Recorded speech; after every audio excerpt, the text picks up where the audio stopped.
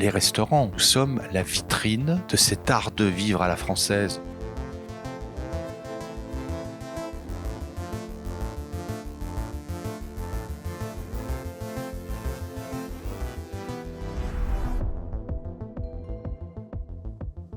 Je me suis très vite aperçu que c'était quand même chez moi que la nourriture était la meilleure et qu'elle procurait vraiment du plaisir. Je me suis aperçu de la chance, de la singularité, de cette qualité de cuisine. Un jour, j'ai pris conscience qu'un plat, c'était une préparation, c'était une élaboration. Le jour où ma mère a préparé des langues de chat, je l'ai vu mélanger du sel, ça m'a beaucoup surpris, du sel pour un petit biscuit salé, du sucre, de la farine, des blancs d'œufs, du beurre. Elle a détaillé avec c'était une pâte ni liquide ni épaisse, avec sa poche à douille sur une plaque qu'elle avait beurrée, elle avait fait tracer ces tout petits boudins là, cylindriques, avait mis au four et m'avait chargé de surveiller. Les fours à l'époque n'avaient pas de vitre, donc très impatient, j'ouvrais cette porte en permanence et j'ai vu la magie de la transformation.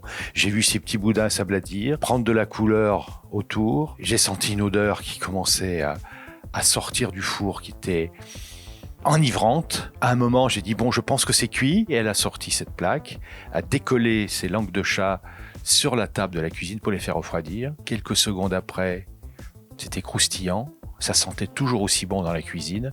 Je me suis dit, mais c'est magique. Et je ne suis jamais sorti de cette magie. C'est pour ça que je dis, pour moi, la cuisine est l'art de transformer instantanément en joie des produits chargés d'histoire. C'est ça aussi la magie de la cuisine, c'est que lorsque tous les produits sont chez nous, il ne peut leur arriver que du bien.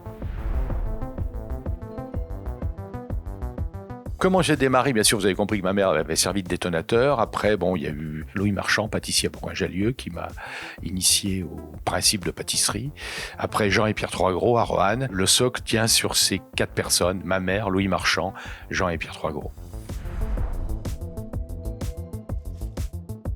La recette d'un grand restaurant, c'est plusieurs ingrédients. C'est d'abord une situation géographique. Vous allez voir que je suis en train de décrire mon restaurant là. Par les 11 fenêtres qui ceinturent la salle du restaurant ici, on voit le Louvre, le Pont des Arts, la Seine, une aile de l'Institut, la Samaritaine, le Pont Neuf, enfin le Vert-Galant, on voit tout ça. Donc déjà ça, c'est unique au monde.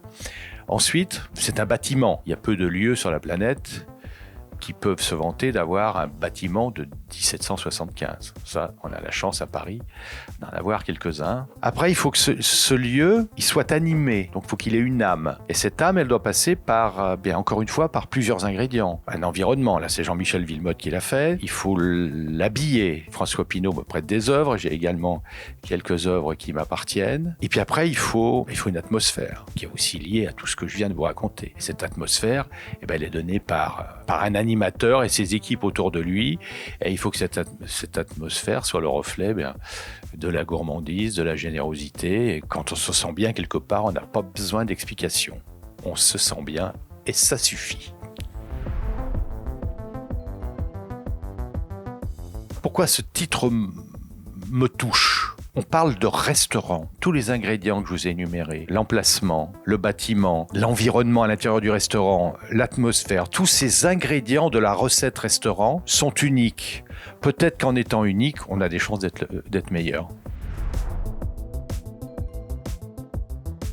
Autour de la planète, je pense qu'il s'est passé plus de choses ces 30 dernières années que les 2000 ans qui ont précédé. Tous les pays du monde ont pris conscience qu'ils avaient une cuisine. Donc cette cuisine, elle est en train d'être magnifiée partout. Mais nous restons le pays de la gastronomie. Pourquoi ? Parce que nous sommes le seul pays, mais vraiment le seul pays, à avoir une telle diversité de produits, associée à une telle diversité de savoir-faire. Ce sont tous ces savoir-faire qui composent le mot gastronomie, c'est-à-dire la boulangerie, la charcuterie, la pâtisserie, la confiserie, les vins, les fromages. Et dans chaque division, charcuterie par exemple, mais je suis sûr qu'on a plus de 1000 recettes de pâté en croûte. Alors bon, je ne vais pas critiquer nos amis espagnols ou italiens qui ont une charcuterie exceptionnelle, mais dans un registre tellement plus limité. La même chose pour les vins, la même chose pour les fromages. Où est-ce qu'on trouve Yquem, où est-ce qu'on trouve Pétrus, où est-ce qu'on trouve Latour, où est-ce qu'on trouve Montrachet, Romanée-Conti? C'est en France et nulle part ailleurs. Les restaurants, nous sommes la vitrine de cet art de vivre à la française. Quand on a la chance d'avoir autant de produits, autant de savoir-faire, il y a forcément une organisation qui se passe autour de la table. Un apéritif avec des entrées, des poissons, des vins blancs, des vins rouges, du fromage, des desserts, des chocolats, des spiritueux. Tout ça, je crois qu'on est au départ condamné, voire consacré pour avoir cet art de vivre.